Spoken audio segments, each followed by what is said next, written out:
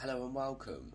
So I did a recording where I was unboxing this, which is a Samsung CSW1 tripod. It was a little bit difficult to record as I was using one hand to hold the phone, which is now in the tripod setup, and the other hand to unbox it, and it came in this nice little carry bag. You know, it's quite cool if you're around because it's got the strap on, so you can sort of put it over your shoulder and lumber it about with you. And this, which is just, you know, your generic instruction manual with English, Dutch, Spanish, French, Italian, and I'm guessing Chinese, simplified Chinese, one or the other. You know, just sort of basic methods, but it's pretty self-explanatory once you put it out of the box. It's got telescopic legs, as you can see here, which enables you to adjust the height. It's obviously got the stand at the top where you can screw the base of your camera into, and obviously you can, you know, adjust all the angles.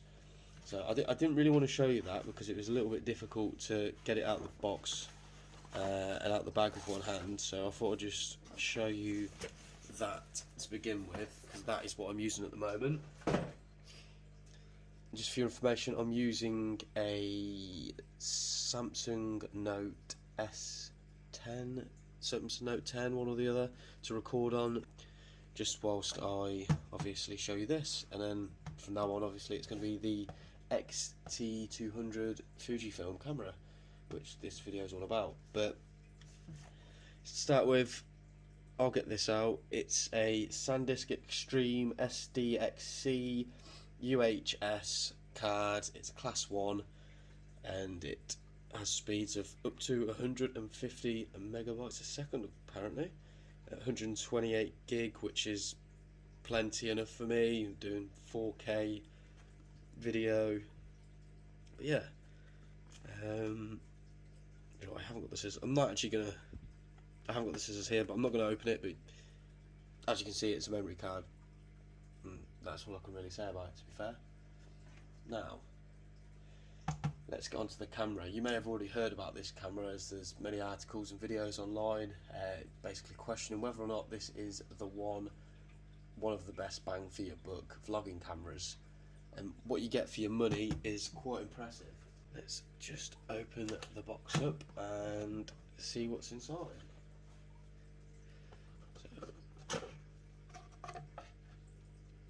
It's very well presented here. It just sort of says about the Fujifilm app, which we will talk about a bit later on, but it's got the QR code here as well. Let's have a look. You know, you've got a wrist strap here. So I don't really tend to use these, if I'm honest. Fujifilm Connect. Again, I'm guessing this is to do with the app that they are talking about on the front of here. So yeah, boring stuff. So here you've got a splitter which turns the USB-C into a 3.5mm jack. It's right angled, so I'm guessing that's for cable management side of things, or just to make it a bit easier. We'll see a little bit better when we actually get the camera out itself. So, you know, if it focuses, there we go. Pretty handy. I'm guessing this is just warranty information in here, along with a getting started guide, I'm guessing. Yeah, basic manual, there we go. And we won't really go into detail on those because, let's face it, that's not what you've came to see. Again, this is just this is about the lens that's included. So yeah, nothing exciting yet, I'm afraid. Let's get that out of the way. So this is the free editing software that comes included with the camera. Capture One, I've never heard of it in my life, but it might be worth a download at a later time and see how we get on with that. Right. So this is the camera itself. Nicely presented in there.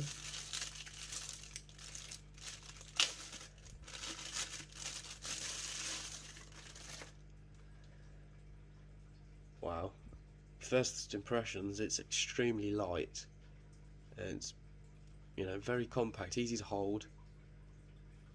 The screen just pop out. Oh, there we go. Fully articulating screen, which is nice to see on such a low cost build. Oh, it feels very light, but at the same time it does feel very premium. And the first thing that I notice when I look at it is there's not many buttons on it, and that's down to the fact that this screen, as well as being fully articulating, is actually touchscreen as well. So we'll just put that down there for the moment.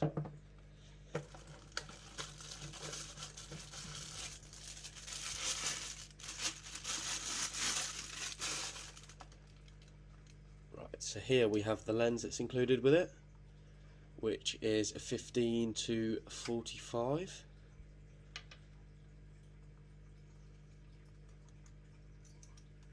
There we go. So pretty much, bar the memory card of course, you've got everything to get started out of the box. Oh, saying that, I don't see the battery. Does this come out? Oh, there we go. So we've got the battery here.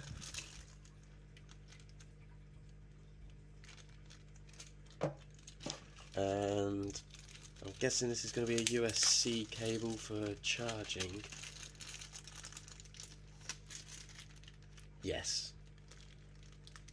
USB-C to USB for charging. Very nice. Right, I'm just going to move this all out of the way. Just move this to one side for the moment. So, it's got quite a few features, this. It's a 24 megapixel APS-C CMOS sensor, which takes images up to a resolution of 6000 by 4000 with aspect ratios 4:3, 3:2 and 16:9, so you know, your standard widescreen. It's, you know, it's very sort of good for what it is. It doesn't really cost a lot for the specs you get anyway. It's obviously still quite a lot of money to get into photography in the first place, but it's a very good starting point. So let's just pop the battery in, which I'm guessing is like that. Oh, and there we go. Let's fire her up. Oh, so it does have charge in it, and straight away whether or not you can see that I'm not sure it's asking whether or not we'd like to pair with a smartphone. I'm just going to skip that for the time being. And yes, date, we'll just set it as is. Memory card's not inserted, but that's fine. And there we go. I'm guessing I should probably take this off and place this on. And there we go. And straight away, the motor in this, I can hear, is quite loud, so on zooming in and zooming out, you're definitely gonna, I don't know if you can hear that.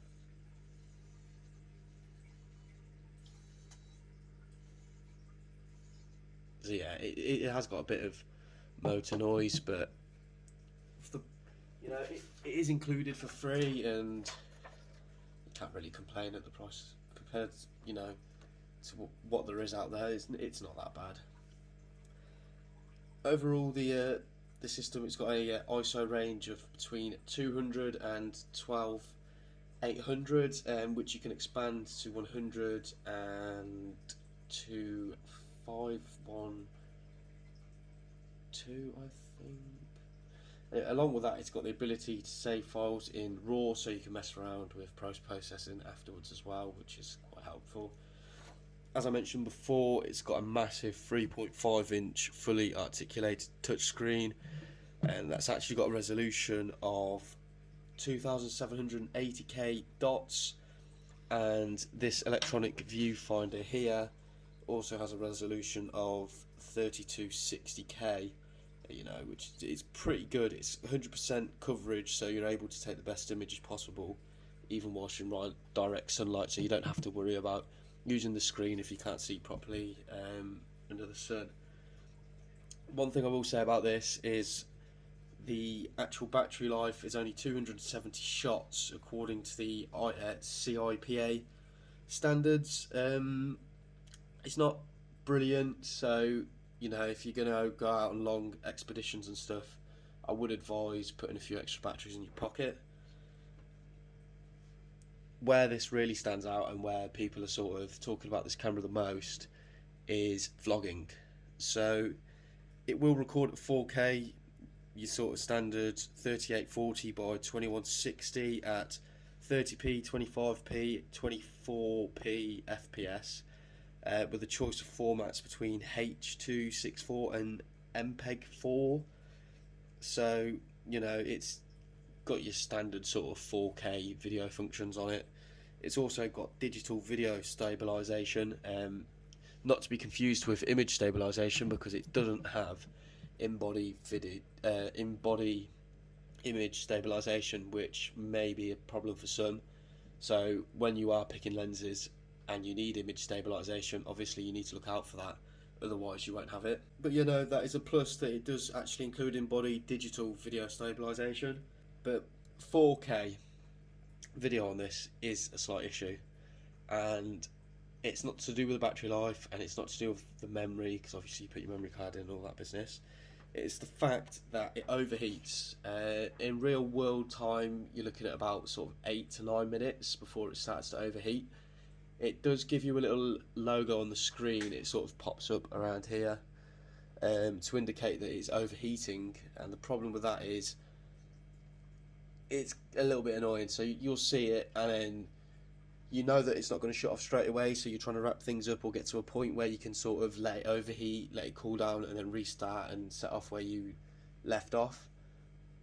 Problem with it is though, sometimes it will sort of say, you know, it's overheating, and then it will just immediately cut out, or sometimes it will just sort of say it's overheating, and then you can get an extra couple of minutes out of it. But like the first time that I used this, I think I got to about 5 minutes and it started to indicate that it was overheating, and I got an extra 4 minutes out of it. And then the next time I used it, after it had cooled down and it was back to, you know, sort of standard temperature, I was getting about, you know, 7 minutes out of it, and it cut out after a minute. So it is all dependent on room temperature, what you're doing, obviously how hard the camera has to work, because that is what it's all about. So yeah, it's a little bit of a shame, but it is what it is.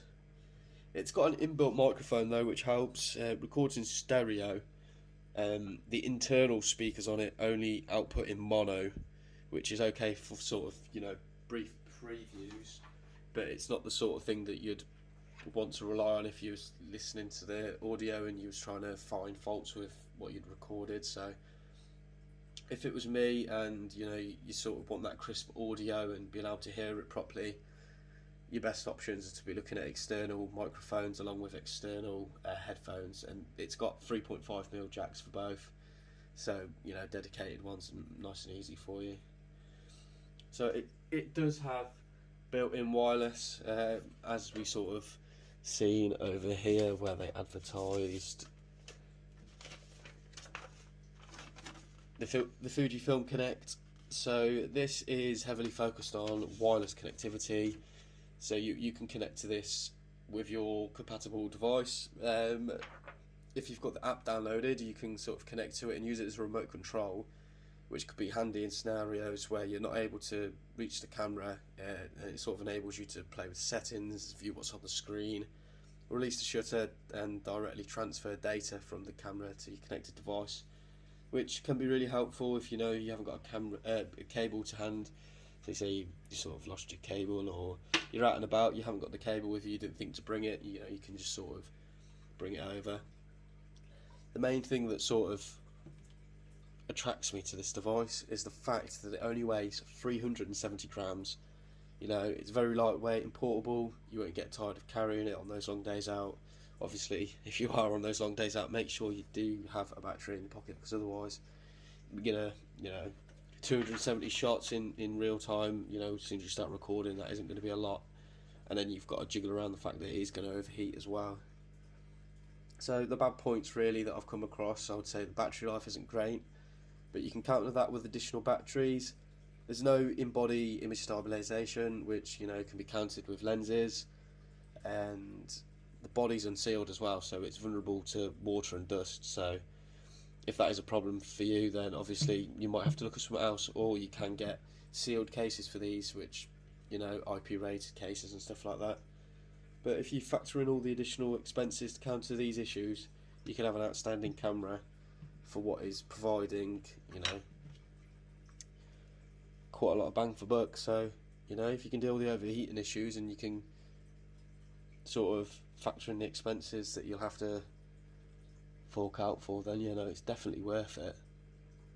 But I will be doing a, you know, full-on review of this, including, you know, sample shots of what I've taken on it, including video as well, because this is going to be my main driver for a while. So we'll see how we get on with it, and yeah, I'll see you next time.